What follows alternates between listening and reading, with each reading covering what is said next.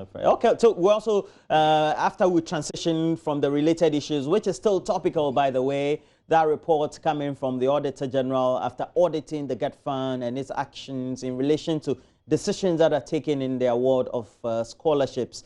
We also have to talk about apparently arrears owed service providers, especially those on the private side, and a number of health service providers currently asking government for them to be reimbursed for costs they've incurred while serving patients on the National Health Insurance Scheme. Already we do know the Private Healthcare Providers Association with the Health Insurance Service Providers Association of Ghana, they say that they are owed a number of arrears covering a number of years as well. So we will want to get into the details of the subject. We already do have Mr. Frank Toblu Richard right here. He is the Executive Director, the Health Insurance Service Providers Association of Ghana, and also representing the Private Health Association of Ghana, Health Service Providers Association of Ghana. Well, thank you for joining me, Mr. Richard. But in the meantime, how pervasive is the issue? How serious is the issue for many of your members who apparently are scattered across the country? Is that the situation? Exactly the situation. Yeah, you see, the situation is actually serious, I might say, because as we speak, you don't have the needed resources to provide quality healthcare service to average Ghanaians. That is number one. Number two, you also having challenges with regulatory bodies like SNIT, GRA, and ECG. Being statutory payments and bills that you have to pay for utilities. I mean, in brief, these are the very serious challenges that are confronting us as healthcare providers across the nation.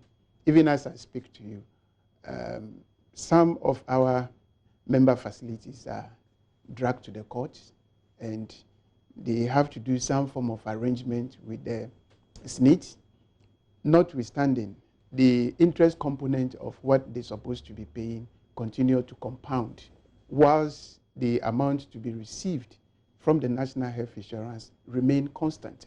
So at the end of the day, what happens is that even if the National Health Insurance eventually pays the provider, what it means is that the provider would have to use all his money eventually to pay the SNIT, GRA, and then ECG. So you could see that the situation is actually serious. Because the default for these statutory payments, right? It continues to compound. Okay, but throughout the last couple of months, the communication from government has been that the arrears had been paid. Is it that your position is contrary to that, or that's the reality that your members tend to face? We have a bigger institution like Ghana Medical Association. As at 21st February 2020, they came up with a press release suggesting to government to pay healthcare service providers. This is GMA, Ghana Medical Association, suggesting that government should pay National Health Insurance Authority to enable them pay the service providers across the nation. So, I mean, if we are even a subset of the entire body, and a bigger institution is making such a pronouncement on 21st. So this is actually to tell you that whoever that is making a pronouncement, to the extent that the healthcare service providers have been paid, should actually come clean. We actually cannot tell who has been paid, who has not been paid. Because, you see, there were instances where we've heard that 1.2 billion cedis has been cleared. That was the previous government. Okay? Now, we believe that governance is continuum. Now, if you come to meet assets, you equally meet some form of liabilities. Now, if you have come to meet liabilities, you clear, and you now eventually create another liability, which is even bigger than what you have come to meet. I think we have a problem. So in the light of this, we have made series of, provided series of advice to the politicians that to stop making pronouncements on issues that confront national health insurance. Because health issues transcend beyond politics to the extent that when you come to the consulting room of a physician, he will not begin to ask you, are you NPP, are you NDC, are you GCPP? No. Okay, so you're old from which month, or the arrears are predating which of the months? Some providers are owed 12 months dating back. Some are owed 9 months. Some are owed even 10 months. So you could see that in some cases we have 2018 arrears that had not been paid. 2018? 2018. I am not missing my words. Not across board, but with some of your members? Yes, 2018 for some providers, and then 2019 for some providers. Let's straight away get on to the lines and speak to Mr. Anthony Ameka. And he is the Chief Executive for the Chamber of Pharmacy Ghana. Good morning to you, Mr. Ameka. Now, your members also provide the service in what form and what category? Is it under the hospitals that they serve, or they also are separate independent entities? Mr. Ameka? Mr. Ameka? Currently, we have only few of our community pharmacies that are still on NHIS. Why? But we have few of our community pharmacies that are on NHIS. But the broader scope of activities that we perform for and on behalf of NHIS is to supply medicines to the various service providers, which we are currently and will continue to do. So that's the type of service that we provide. What does that entail? That second part of providing the broader services. It involves supplies of medicines to all the hospitals, including regional medical stores in the whole country. Okay. If we have to look at the retail or the service provision chain, can you give me what the flow is? If you look at the pharmaceutical sector, we have those that manufacture the products, and you and I know that currently the total number of products that we consume or we produce locally and consume is around 27 to 30%.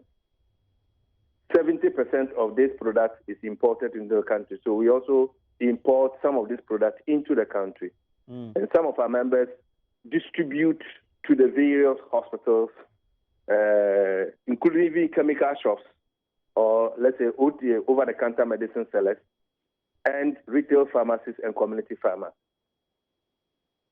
as well as the regional medical stores and then other government facilities, including the teaching hospitals.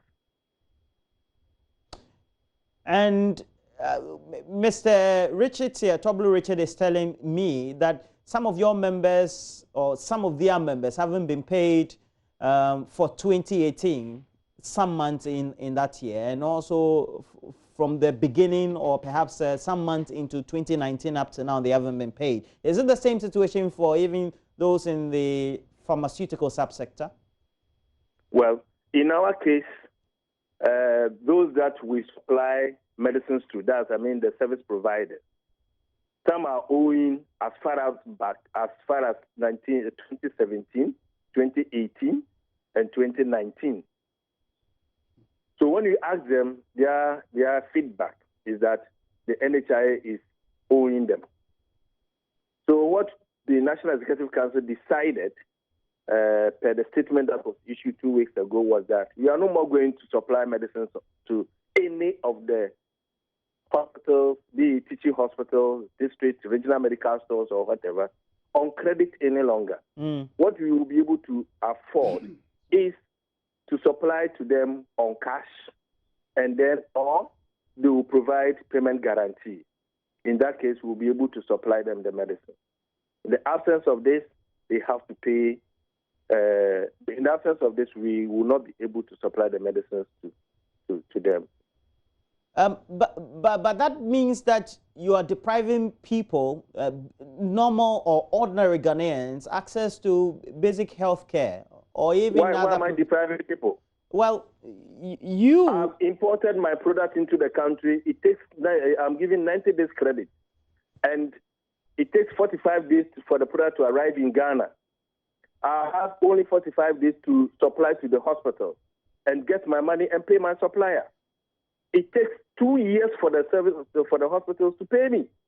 It means I have to go for a bank loan at the rate of 28, 30, or 33% and pay my supplier. Who bears that cost? The interest on the loan, who bears it? Assuming you bought my product last 2 years and the exchange rate was 4.1 to the dollar, and it takes you 2 years, 3 years for you to pay me, and that's at the time of paying me, the exchange rate is around 5.8. That's exchange loss. Who bears that cost? And how will I be able to pay the salary of my staff, utilities? How will I be able to run my company? Most companies, I tell you, every month they pay not less than 120,000 Ghana cedis as interest on loans. How can you survive? So it means that we have a number of your members who have decided not to provide these drugs because there are liabilities or arrears with the service provider or the entity, the National Health Insurance Authority. The issue is that currently we also don't have the cash. We are not located to even go and buy the products from the manufacturers or even get the raw materials to produce. That's the point. Okay, Mr. Amaka, we don't have the money. Before I let you go, how many of your members now can you count who are on or providing services for the National Health Insurance Scheme? As I indicated, we have few of community pharmacies that provide services to National Health Insurance card bearers. The majority of our members supply medicines to hospitals. And our concern now is the hospitals owing our members. I see. Well, thank you very much. And we'll try and also do a round robin, get some more situational report of other service providers across the country. And what was the quantum of arrears we're talking about the debt? As at the date of our press conference, we're talking about 210 million Ghana cedis. That is, we have 650 members. And then we have 210 million Ghana cedis for these people and 650 members in all. So as I speak to you, we are still collating. And we are believing that when we are done, we'll be hitting close to 400 million Ghana cedis to our members across the country. Basically, that is the situation we find ourselves in. Is it possible that some other providers, perhaps maybe either in southern Ghana or some regions, geographically, if you look at how they are spread, will better appreciate the way they are paid from the Health Insurance Authority than some others? That means that others are owed more and others are owed less. You see, we don't want to go into administrative politics of national health insurance. There's politics involved, you claim? No, that is what I'm saying. You see, every institution has its own politics. That is why I'm saying that administrative politics, not political or national politics. You see, come to talk about it. Under normal circumstance, providers are expected to be paid, equally. If one person is paid in Tamale, another person in Bolga should be paid.